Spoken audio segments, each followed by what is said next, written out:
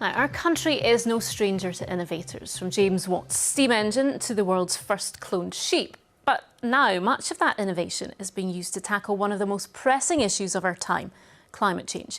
And with 3 months to go until the UN climate conference comes to Glasgow, our environment correspondent Kevin Keane has been looking at some of the solutions being developed right here at home. Scapa Flow in Orkney, and I'm on my way to see how waves are being used to generate electricity. Compared to tidal power, this is a technology still in its infancy. But now oil and gas companies are wanting to use it to supply green energy offshore.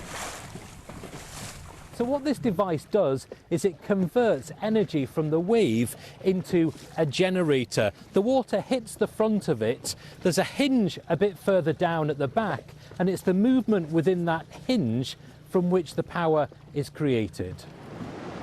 On a rough day like this, you can see that motion in action as the furthest section moves up and down on the swell. This is the blue X. Thankfully, in calmer seas, we're able to step on board to see it close up. Exactly ½ metre is when this device actually starts to break even. And while the waves might be variable, the developers say it still provides lots of energy. For the North Sea, you can get power out of this all year round. And I think the devices we're designing, they're to be in, years at a time. The design life should be like 20 years. And it'll be designed to go in and it can work throughout, all year round. While technology harnessing waves might provide local solutions, others are looking at the bigger picture. This is a test facility in Canada that pulls harmful carbon dioxide straight out of the atmosphere. One of the first full-scale direct air capture plants in the world like this will be built by 2026 in Peterhead. While critics say the technology provides a permit to pollute, the developers insist it has value.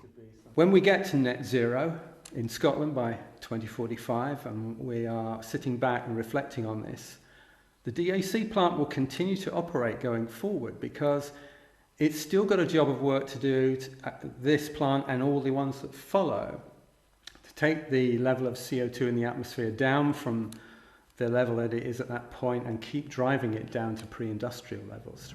Monitoring those emissions is also using new technologies. This drone carries equipment to measure methane levels around oil and gas installations. It's one of the most potent greenhouse gases, and so detecting it quickly is key. So I spent the last 25 years of my career working in technology development, and I have never seen the sort of broad consensus that we need to do something quickly and the willingness to get on with it. Innovation is being used in many ways in Scotland, but this expert believes it won't solve the problem alone. Well, I think technology is going to play a big part in tackling climate change, but it's not the only part, because there are huge behavioural changes that we're going to need to make. But we can't change behaviours if we haven't got some technology to hang it on. So I see technology as underpinning this.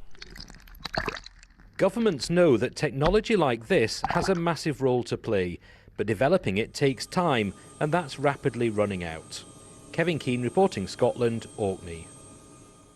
To football, and the former